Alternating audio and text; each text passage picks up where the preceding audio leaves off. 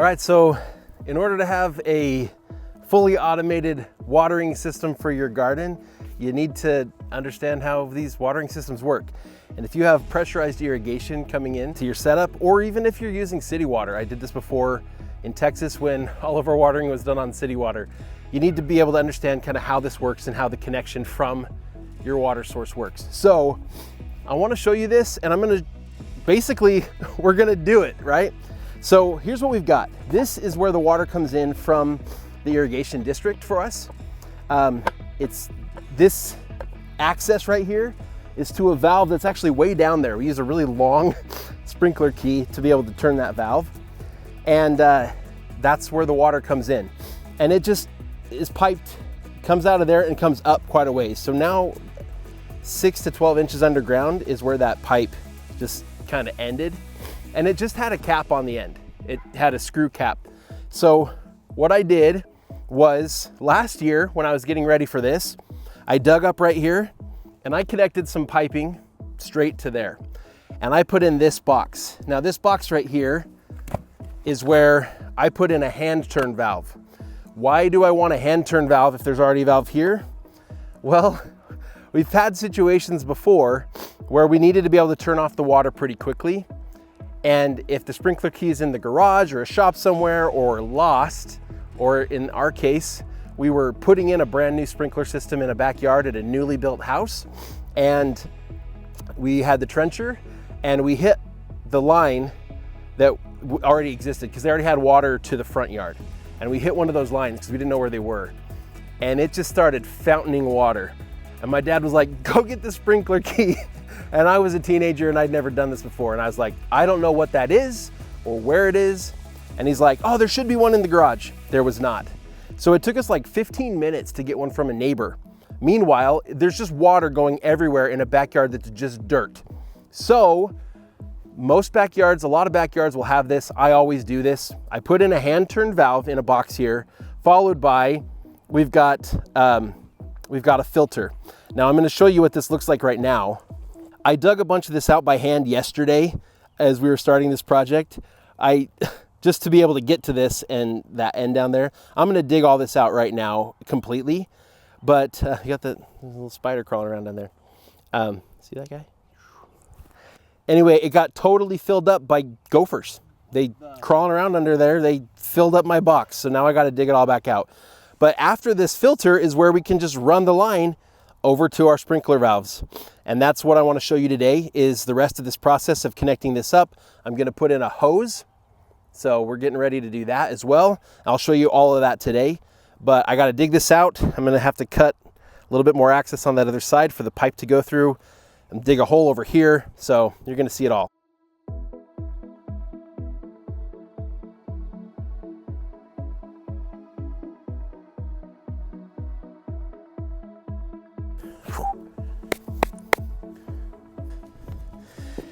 Good to remember that this, if the handle is going perpendicular to the pipe, that means off for valves in plumbing. So that's off.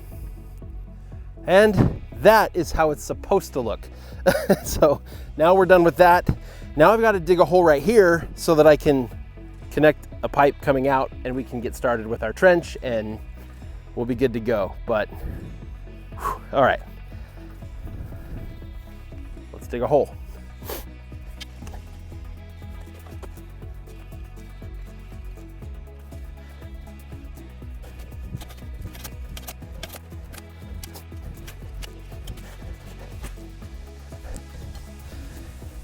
Here I'm going to use a smaller trenching shovel. I'm doing a trench here because I'm going to have a line that tees off right here and goes to a valve. Actually, the valve box will probably actually be right here. So maybe I'll use the real shovel. And that's going to water all of our trees.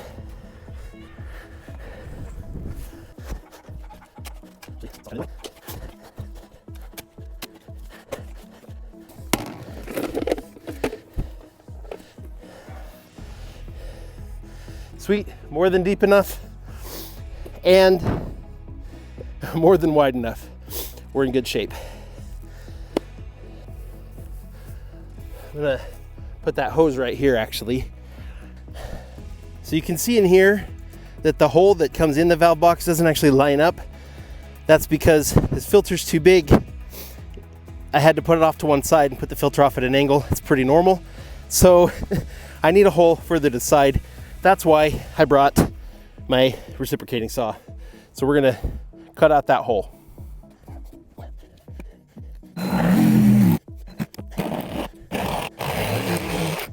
Go ahead and cut this off right here too.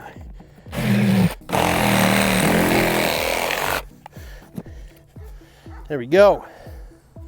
So then I'll run it as hard PVC out to about here, and then I'll switch it over to flexible tubing.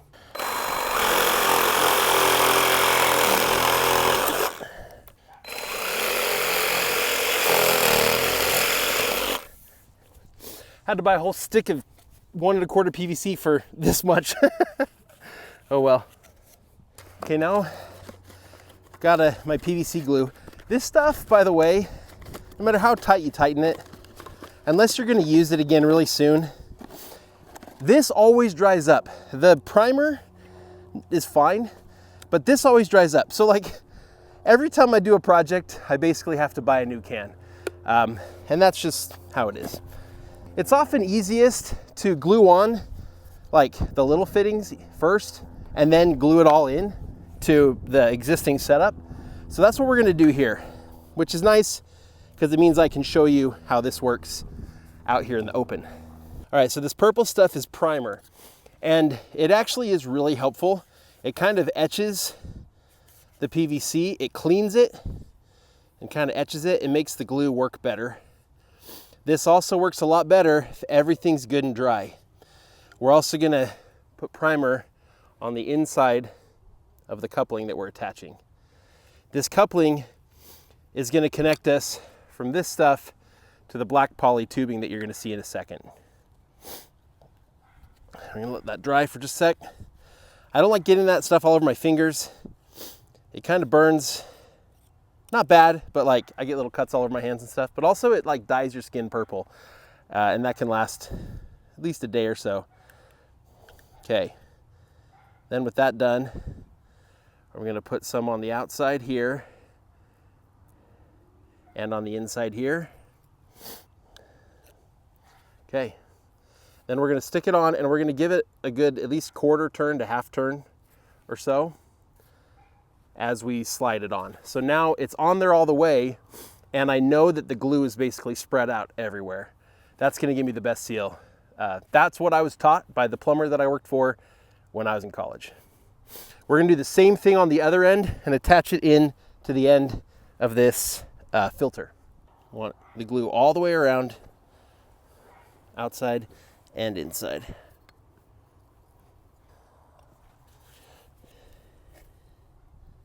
Oh crap, I was wrong. It's 1 1/4 inch, that's 1 1/2. I need a bushing adapter. So we're gonna have to come back to this in a little bit. I'm gonna go ahead and wipe off the glue so it doesn't dry on there and make it hard to attach later. So we'll attach this in a little bit. I'm actually gonna go ahead and keep going and do the next part, and then we'll attach that last. We're gonna pretend I did that on purpose because it's gonna make it easier for you to see what I'm doing next. Okay, this is the poly tubing that we're gonna be using for most of the main irrigation line. We're gonna run it all over the place here. I'm running 1 1/4 inch, and what we wanna do here is I want to attach really just enough to be able to come off of here, and then I'm gonna attach a T, which is gonna run to my first valve. Then we'll come off the T and go to run a supply line to the whole next, all the other stuff, okay? Yeah, that's what we'll do. So I'll take off this. This is just a little cap that they used for keeping it clean. Then I'm gonna use crimp rings. You can use these or you can use screw rings. Crimp rings are cheaper and easy. And then I'm just shoving this in all the way. Now, it's easier to push this on to this big pile of tubing rather than if I just cut that little section.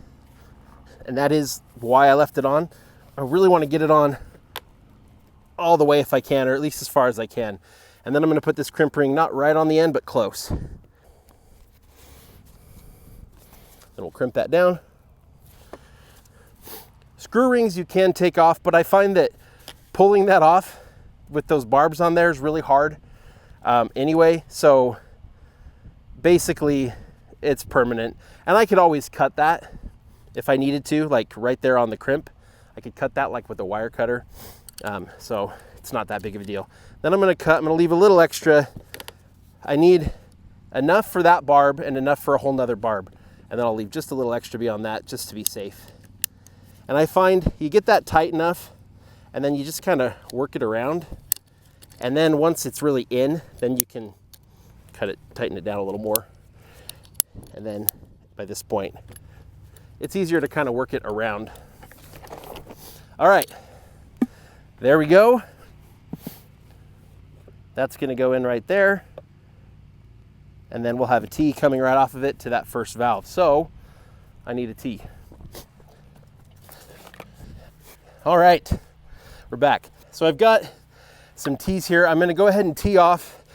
It helps me to be able to orientate. So I'm gonna put this little, there's a little nub there from the crimp. I'm gonna treat that as straight up.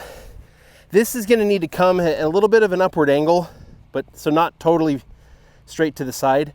So I'm gonna come up a little bit and then we'll put another piece on. I'm gonna come off that way for a hose bib. So what we wanna do now is before I shove this in here,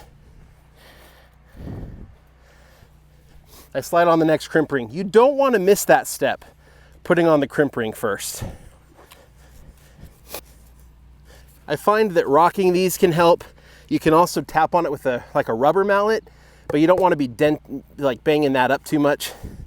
So just use like a rubber mallet or something, or you could bang it on like some plastic like this, just a little bit. I'm being kind of gentle, but it can be kind of a pain to get those all the way in. The farther in, the less likely you're gonna get leaks. And it has little nubs on it that tell you when it's in all the way. All right, we'll crimp this on. And get this off, this plastic off of here. And I wanna be careful, I don't wanna be scoring or cutting any of the barbs, because again, that's an opportunity for leaking. So just need to get it started so I can get a finger under it and start peeling. Okay, so that's ready to go off this way. I'll put on one more piece and then another T for the hose, and we'll be good for this part. Again, crimp ring first. See, in here you can see this rocking motion. It slides right in. It's a lot easier when it's attached to something that won't move on you.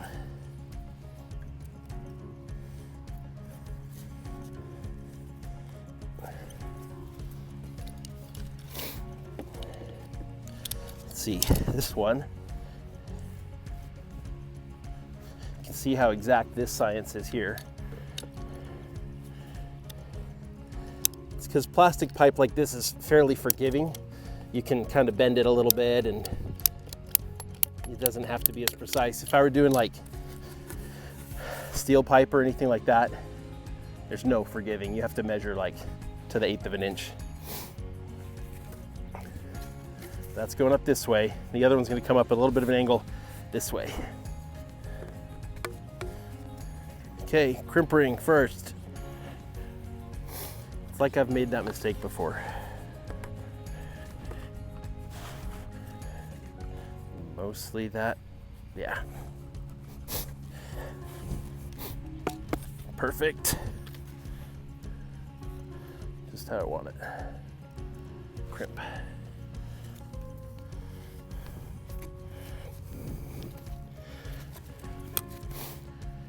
And that's really it. I just need to go get a bushing adapter now that will go from 1.5 inch to 1 1/4 inch, so I can glue this in. And then This is a supply line. I'm gonna run off this with a huge line of tubing and run it all over the place. And I'll just have tees running off to each of the individual valves. And I'll show you that step in another video. I'll show you why I'm doing it the way I'm doing it, because I'm putting little valve boxes everywhere instead of putting one main valve box. I'll show you how you connect them to the valves, how you do the wiring setup and everything like that.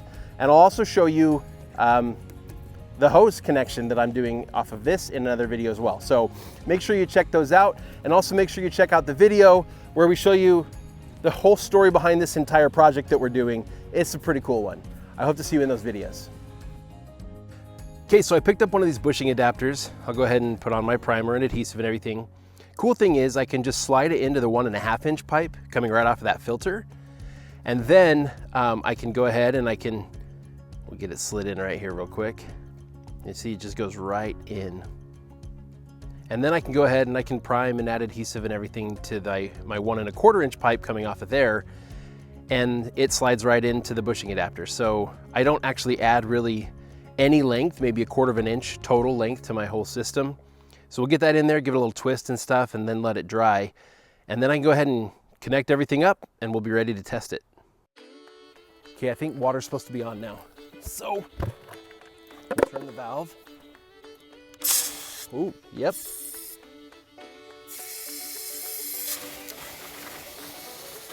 Whew. Okay. All right, water's running. I can hear all this air just like blowing out of the tubes. It's filling up like all those supply lines. So,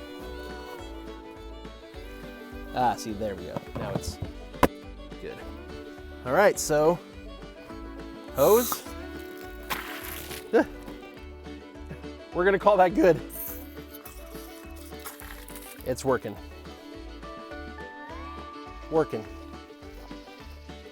So now we have a functioning hose.